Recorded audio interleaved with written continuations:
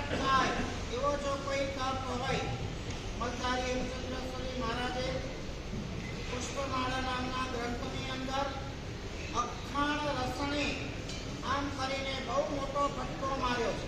પાંચેન્દ્રિયો ખતરનાક છે, પણ એમાં સૌથી વધારે ખતરનાક હોય તો કઈ છે? આંખ નહીં પણ જીભ. અખાણ રસણી, રસણી એટલે રસના, જાત જાતના ચટકા ને બટકા એને ખાવા જોઈએ છે. દુનિયાની અંદર આજે આપણે જોઈએ છે કે હજારો વાનગીઓ સમજ્યા આજે નવી નવી રેસીપી ગૂગલ ઉપરથી, ફલાણા ઉપરથી, ઢીકણા ઉપરથી કોઈથી ના બની હોય, ક્યારે ના બની હોય. અરે ઢોર ઢાકરના ભવની અંદર એકલા સૂકા ઘાસ સિવાય કશું મળવાનું નથી. માત્ર પેટ ભરવા માટે એટલું મળે તો પણ ઠીક છે. અને અહીંયા આપણી થોડી પુણ્યાઈ છે એટલે આ લટકા ચટકા કરવાનો, સ્વાદ કરી લેવાનો હકીકતની અંદર કોઈ મતલબ નથી. આજે વર્ષી તપ અને વર્તમાન તપનો શુભમ સમાગમ છે. શુભમ હજારો પુણ્યાત્મા તપસ્વીઓ વર્ષી તપના પારણા આજે અને કાલે કરશે. ઋષભદેવ પરમાત્માની યાદની અંદર પરમાત્માએ કરેલા 400 ઉપવાસ એના અલંબને અસંખ્ય કાળ પછી પણ આજે આ પુણ્યાત્માઓ વર્ષી તપની દીર્ઘ સાધના કરી રહ્યા છે અને પોતાના આત્માની શક્તિનો પરચો આપી રહ્યા છે. ધર્મ પ્રેમ વિજયજીએ જુઓ છો તમે, દીક્ષા લીધા પછી થોડી તકલીફ હોવા છતાં પણ અદ્ભુત આત્મબળ કેળવીને નાની ઉંમરની અંદર આજે 91 ઓળી સુધી પહોંચવું મનીષભાઈ કોઈ ખાવાના ખેલ નથી. તમારા આંબી લીટલી ઢોસા ચટણીવાળા હોય અને અહીંયા તો ઉગ્ર વિહારો પણ કરવાના હોય. બોરીવલીથી સીધા મુલુંડાયા 17 કિલોમીટર આ કાળઝાળ ગરમીમાં વિહારો પણ કરવાના, ગરમી પણ સહન કરવાની, ગમે તેવા ગુસ્સી પાણી મળે તેનાથી નિર્વાહ કરવાનો અને આખો દિવસ સંયમની સાધના કરવાની. આ કોઈ ખાવાના ખેલ નથી. હું તમને એક પ્રશ્ન પૂછું, વર્ષી તપ ચડે તો ભગવાન તપ ચડે? વર્ષી તપ ચડે તો વર્તમાન તપ ચડે? તમારા ભૂમ માનુસુરેશ્વરજી મહારાજાએ વર્ષી તપ શરૂ કર્યો હતો. સાંભળવા મુજબ લગભગ 8-9 મહિના થઈ ગયા હતા. એક વખત પ્રેમ સુરેશ્વરજી મહારાજાને વંદન કરવા ગયા. વંદન કરી લીધા પછી શું સૂચ્યું? પ્રેમ સુરી મહારાજને પ્રશ્ન કર્યો કે ત્યારે વર્ષી તપ કરવો છે કે આ જીબડીને વશમાં રાખવી છે? ઓપ્શન, વર્ષી તપથી જીબડી વશમાં રહે એવો કોઈ નિયમ નહીં. અત્યારે આપણો તપનો વ્યવહાર એવો થઈ ગયો છે કે ઉપવાસ તો થઈ જાય પણ બીજે દિવસે 50 આઈટમ હોય. કેટલી આઈટમ હોય? ચાલુ નોકારસી તમે કરો તો 4 ફૂટ ખાખરા પૌવા વાપરીને ઊભા થઈ જાઓ, પણ વર્ષી તપના બેસનામાં 50 આઈટમ તમને મળે. આમાં આહારની આસક્તિ તોડવાનો પ્રશ્ન બહુ ઓછો હોય છે. આમાં અનાસક્ત ભાવ અને અનાહારી ભાવ ઉભો કરવાનો ભાવ પણ બહુ ઓછો હોય છે.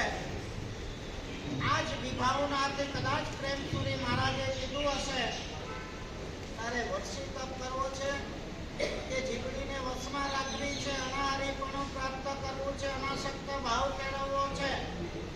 ગુરુદેવ, અનાસક્ત ભાવ, અનાહારીપણું એ જ કેળવવાનું છે. એ વર્ષી તપથી નહીં થાય તો મારે તો જેનાથી થતું હોય એ થાય. તો કે વર્તમાન તપ ચાલુ કર.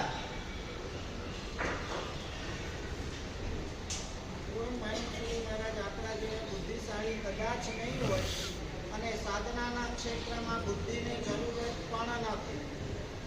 અહીંયા હાવ એન્ડ વાય કરનારા સાધના કરી શકતા નથી અને તપથી કરનાર બહુ ઊંચી સાધના કરતા હોય છે.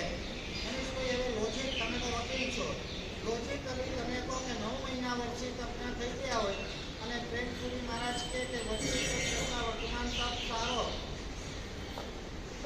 થઈ જવા દે. આ વકીલ હવે 3 જ મહિના બાકી છે, પૂરો થઈ જવા દો. પછી આપ કહેશો વર્તમાન તપ ચાલુ કરી દઈશું, 100 કરશું, વર્ષી તપ નહીં કરીએ. પણ આટલું તપ કર્યા પછી 9 મહિના નકામા થોડા જવા દેવાય. 9 મહિનાનો તપ ચડે કે ગુરુની આજ્ઞા, ગુરુની ઈચ્છા ચડે.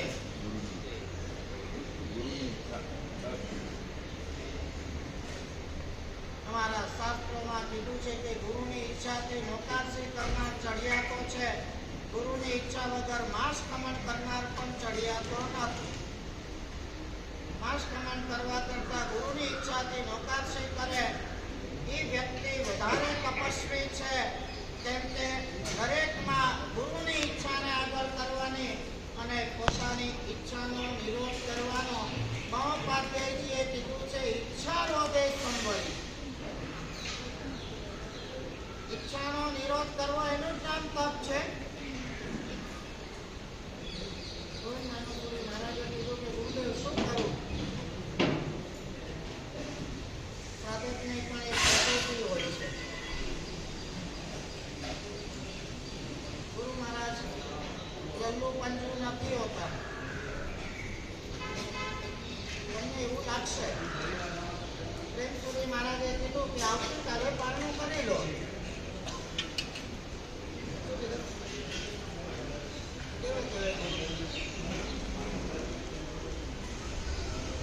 સમજવું જોઈએ.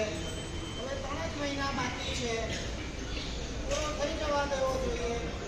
જિંદગીની એક સ્મરણીય સાધના થઈ જાય. પણ નહીં, વો ગુરુ વો શિષ્ય. ગુરુ પણ વિકાસ હતા અને શિષ્ય પણ સમર્પિત હતા. અને એના જ કારણે શ્રી ગુરુદેવ તપથી કાલે પણ અને બિલીવ ઓર નોટ બીજે દિવસે પારણું કરી નાખ્યું.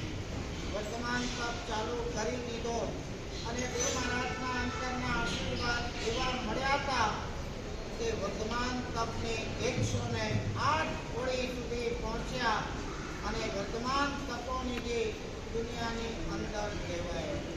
ગુરુની ઈચ્છા, ગુરુના વચન પૂર્ણ હૃદયથી સમર્પિત ભાવથી જ્યારે સ્વીકારવામાં આવે છે ત્યારે કલ્પના બહારના ચમત્કારો સર્જાય છે. માણસે ઊંચાઈ પ્રાપ્ત કરવી હોય તો કોઈ એક સરસ મજાનું હાઈકુ વાંચ્યું હતું. બેસીને ઉચ્ચ આસને કાગડો ન બને ગરુડ. ઊંચા આસન ઉપર કાગડો બેસી જાય તો ગરુડ બની જતો નથી. માણસ પણ કોઈ ઊંચા સિંહાસને ધારણ થઈ જાય, પદ પદવી પ્રાપ્ત કરી લે એટલા માત્રથી કોઈ ઊંચો બની જતો નથી, મહાન બની જતો નથી. પણ એના માટે તો યોગ્યતા જોઈએ, લાયકાત જોઈએ, આવડત જોઈએ, નિસ્વાર્થ સેવા ભાવ જોઈએ, સાધનાઓ જોઈએ. આનાથી ઉચ્ચતા પ્રાપ્ત થાય છે. અને આ બધું જો હોય તો કોઈ પદ પદવીની પણ જરૂર પડતી નથી. અને પદ પદવી હોય અને આ બધું ન હોય તો પણ આંતરિક ઊંચાઈ ક્યારેય પણ પ્રાપ્ત કરી શકતી નથી. શક્તિ તો બધાને મળી જ છે, પણ કેટલાક સૂક્ષ્મ એનો સદુપયોગ કરી લેતા હોય છે. એના દિવસો ખાવામાં જાય, તપ કરે એના દિવસો તપમાં જાય, આરાધના કરે એના દિવસો આરાધનામાં જાય, વિરાધના કરે એના દિવસો વિરાધનામાં જાય, સાધના કરી લે એના દિવસો સાધનામાં જાય, અને ભોગ સુખની અંદર પાગલ બને એના દિવસો નકામા જાય છે. આ દિવસો કોઈના માટે ઊભા નથી રહેતા. જીવનની સાર્થકતા આમાં જ છે. કદાચ 91 વળી ન કર્યો તો પણ દિવસો તો જવાના જ હતા, પણ શક્તિને સાધી લીધી, શક્તિનો સદુપયોગ કરી લીધો.